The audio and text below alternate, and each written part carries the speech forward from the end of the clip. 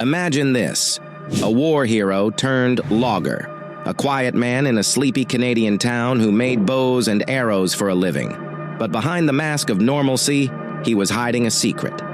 He was one of the most wanted drug kingpins in Canadian history. And when the law finally closed in, he climbed into his small plane, sent out a chilling distress call, and disappeared forever. No body, no wreckage. Just a trail of eerie mysteries, vanished spouses, suspicious fires, and even threatening phone calls that continue to haunt his legend. This is the story of Arthur James Williams, the man they called the Wizard of Ladysmith. Arthur James Williams was born in 1923 in Somerset, England. On the surface, his story begins like many others of his generation. When World War II broke out, he was eager to serve his country, eager enough to lie about his age so he could enlist at just 17. He fought with distinction, serving with the King's Own Yorkshire Light Infantry and the Duke of Cornwall's Light Infantry. He was wounded in battle, awarded a medal for courage, and eventually sent home. After the war, he sought peace far from Europe's scarred fields. He moved to Canada, where he worked as a logger in New Brunswick and Edmonton. He married, settled in the town of Ladysmith on Vancouver Island, and began making bows and arrows. From the outside, his life looked ordinary, even quaint.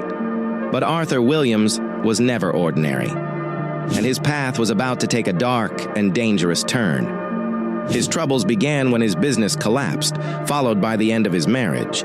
He grew bitter, angry, and confrontational. He hated authority, hated police. RCMP Staff Sergeant Bob Hawks once said, "He became totally anti-establishment.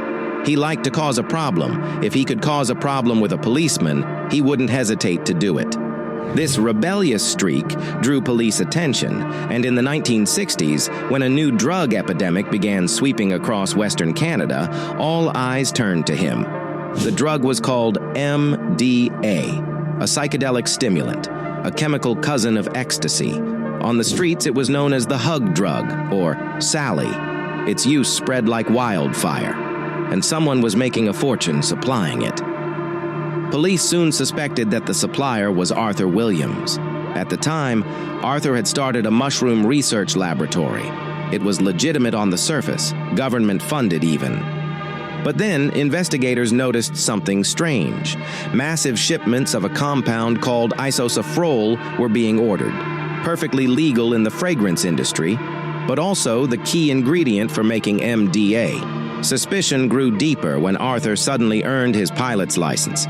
He was flying his own Cessna back and forth across Vancouver Island, flights that curiously coincided with spikes in drug distribution. Coincidence? Or was he flying drugs under the noses of the law? The RCMP launched a massive investigation. Undercover officers bought huge quantities of MDA. Wiretaps were placed on phones.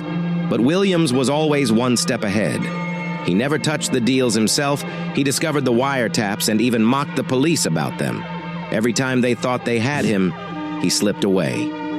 The RCMP admitted it themselves. Arthur Williams was a cunning adversary.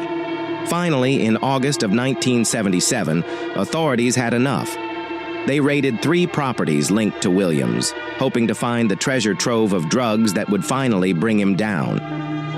At Williams' property, behind his house stood a fortress-like structure known as the Barn. Inside, hidden behind a secret passage, they found it.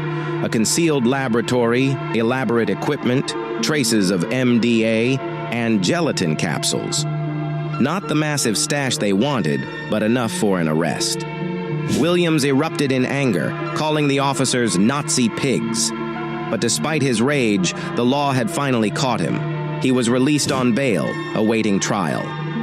Yet Arthur Williams would never stand in front of a judge. Just days before his trial, he took off in his Cessna, bound for Vancouver to meet with his lawyer. Moments after takeoff, his voice crackled over the radio, frantic, screaming that he had lost control of his aircraft. Then, silence. Search teams rushed to the Strait of Georgia. They found floating debris, a few scraps of the plane, but no body. Williams was declared missing, presumed dead, but something about it didn't add up. Detectives pointed out how little wreckage was found, too little for a real crash. And Arthur was a skilled pilot, an ace, as his own lawyer put it. Was this really an accident, or had he staged the whole thing? 15 months passed. No trace of Williams. Then came another twist. His estranged wife, Margaret, petitioned to have him declared legally dead. But before long, she too vanished.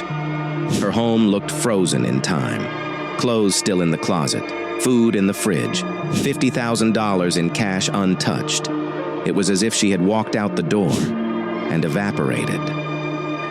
3 months later, the mystery deepened yet again. Williams' old property, including the hidden lab, went up in flames. The fire's cause, never determined.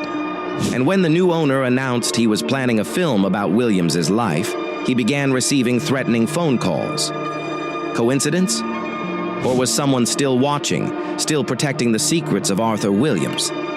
So what really happened? One theory says Williams faked his death, that the debris in the Strait of Georgia was planted, that his desperate distress call was an act, that he escaped Canada, maybe even with Margaret, to live out the rest of his days under a new identity. Another theory insists he died in the crash, that even the best pilots can make fatal mistakes. But there are too many loose ends. Margaret's disappearance, the untouched cash, the mysterious fire, the threatening calls. Every clue points in a different direction, leaving a puzzle that refuses to be solved. What do you think? Did Arthur Williams really die in that plane crash, or did he vanish into thin air and outsmart everyone?